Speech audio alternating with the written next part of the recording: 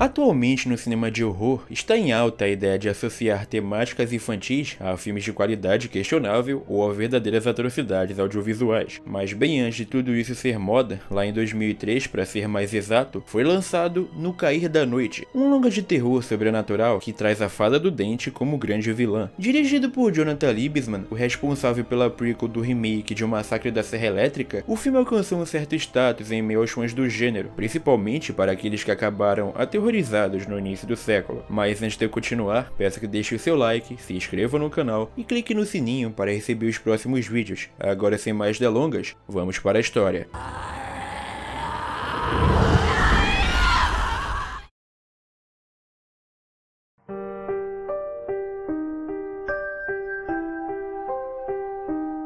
O filme começa com um prólogo falando sobre Matilda Dixon, uma moradora da cidade de Darkness Falls, que presenteava crianças com uma moeda de ouro sempre que elas lhe entregavam os seus dentes recém-caídos. Num certo dia, Matilda sofreu um acidente e acabou com o seu rosto queimado. Por conta disso, ela foi obrigada a usar uma máscara de porcelana e só podia andar à noite. O problema é que duas crianças desapareceram no anoitecer, então a população culpou a idosa. Matilda foi enforcada pelos moradores, mas antes de sua morte, amaldiçoou aquela cidade, e o mais trágico da história é que os meninos desaparecidos foram encontrados na manhã seguinte do assassinato da senhora, mostrando que ela era de fato inocente. Até porque colecionar dentes de crianças é algo muito estranho, mas não comprova assassinato. Após esse acontecimento, uma lenda se espalhou pela cidade, onde o espírito de Matilda aparece sempre que uma criança perde o seu último dente, mas caso alguém olhe para o seu rosto, será morto de forma brutal. Vários anos depois, possivelmente na década de 90, conhecemos o Kyle, que adivinhem só, acabou de perder o seu último dente de leite. Se preparando para dormir, ele é visitado por sua amiga Caitlin, a garota por quem o protagonista é apaixonado. Os dois conversam um pouco e o Kyle a convida para o baile, mas mal ele sabia que isso nunca iria acontecer. No meio da madrugada, o garoto acorda e dá de cara com o espírito de Matilda. A sua sorte foi uma lanterna que espantou o monstro, pois como em vida a mulher sofria com a luz, isso ainda se mantivera em sua morte.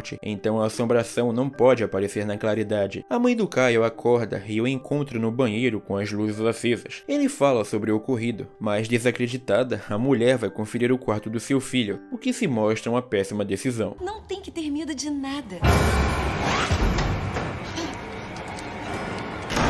Eu tenho que dizer que o início desse filme é muito bom. A direção me deixou bem tensa, e mesmo que tenha jumpscares, eles são bem feitos. Também tem um ótimo trabalho sonoro. Experimenta só pôr fones de ouvido e escuta o barulho que a Fada do Dente faz.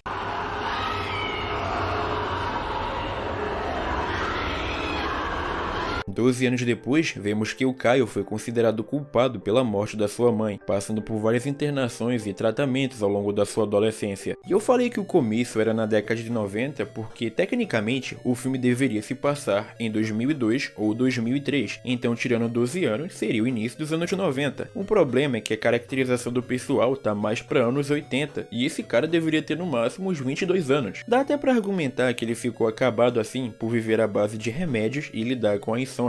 A bronca é que não só o protagonista, mas todo mundo parece velho demais aqui, então provavelmente eles erraram a passagem de tempo.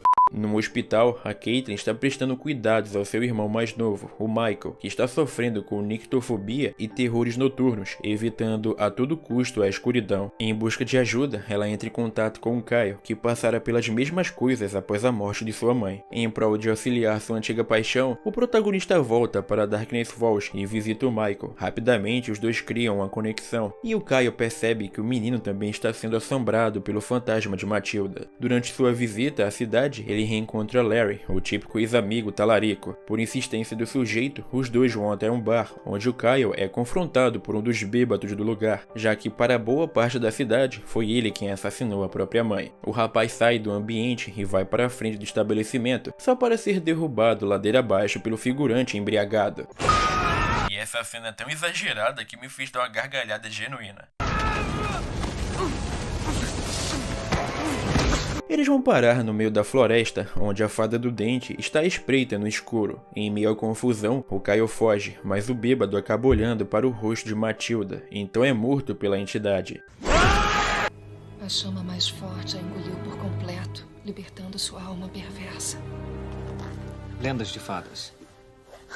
Moça, que tipo de livro infantil é esse? O Kyle volta ao hospital e diz para Caitlin não submeter o Michael a mais exames, pois ele sabe que o garoto está longe de ter algum transtorno real. Entretanto, a polícia, que encontrar o cadáver do bêbado, aparece no lugar e leva o rapaz para a delegacia. Enquanto o Kyle é interrogado pelas autoridades, o Michael é atacado pela entidade. Então, aconselhada pelo médico do garoto, sua irmã decide aceitar um tratamento que envolve pôr o menino em uma câmara escura, para que ele veja que não existe nada que realmente possa machucá-lo. Por ser advogado, o Larry consegue tirar o Kyle da cadeia no dia seguinte. Com isso, o protagonista pede que o projeto de fura-olho o leve novamente até o hospital, mas sendo um completo babaca, ele dirige para fora da cidade. Só que a noite dá as caras, daí o monstro ataca o carro e faz o Larry bater o veículo.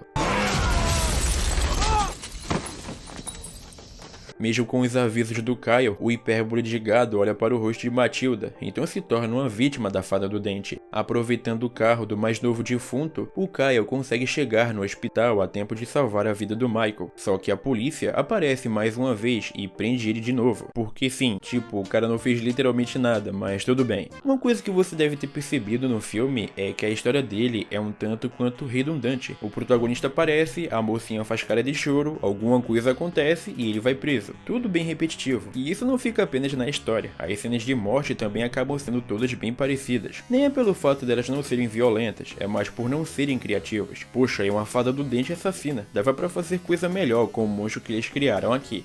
Uma vez mais preso, o Kyle tenta convencer os policiais da verdade, mas é em vão. Só que as coisas pioram quando um apagão generalizado atinge Darkness Falls, deixando todos que foram amaldiçoados à mercê de Matilda. Daí começa um verdadeiro massacre na delegacia, onde a Fada do Dente mata praticamente todos os policiais, com exceção do Matt. No hospital, os irmãos são perseguidos pelo monstro, mas acabam salvos pelo Kyle no último segundo. Presos em um elevador, o trio consegue sair em um dos andares do local antes da criatura derrubar a cabine. Eles se juntam com alguns funcionários do lugar e partem até a saída, mas as luzes de reserva do hospital não vão durar muito. É claro que na fuga, apenas os personagens relevantes saem com vida, só que uma das enfermeiras morre sem nem ao menos ter olhado no rosto do fantasma, então o roteirista realmente só queria se livrar deles. Como último recurso para a sobrevivência, o quarteto vai até o farol da cidade com algumas latas de gasolina. Como o sistema do lugar funciona à base de combustível, eles ficaram seguros se conseguirem acendê-lo. Para o azar de todos, um vazamento impede que a gasolina chegue até o sistema. O Kyle e o Matthew vão tentar resolver o problema, mas a lanterna restante apaga, então o policial é morto e o protagonista cai inconsciente no chão.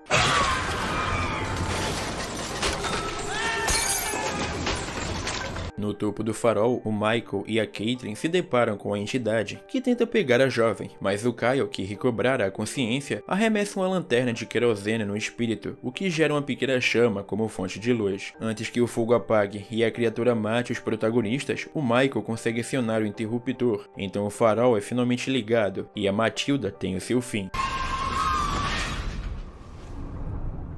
Tudo bem. Tudo bem. Venha. Mas é claro que, como um bom filme de entidade sobrenatural dos anos 2000, ele teria um final falso. Como a Fada do Dente não morreu, ela surpreende o Kyle, que em meio ao desespero, chuta a lanterna do farol, e como seu braço estava molhado com a gasolina de antes, as faíscas incendeiam o punho dele, resultando em um fudendo shoryuken na cara do monstro. Que em uma computação gráfica obviamente datada, é finalmente derrotada. De verdade dessa vez.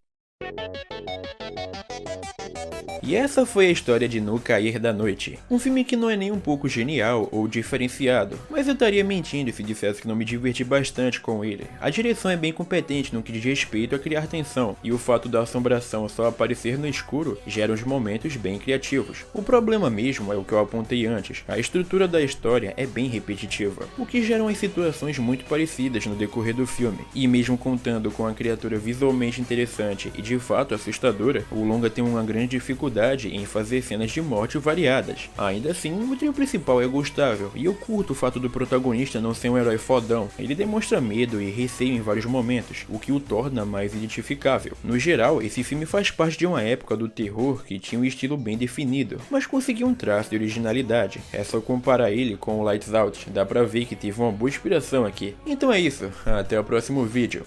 Fui! É a mamãe, querido. Volte a dormir.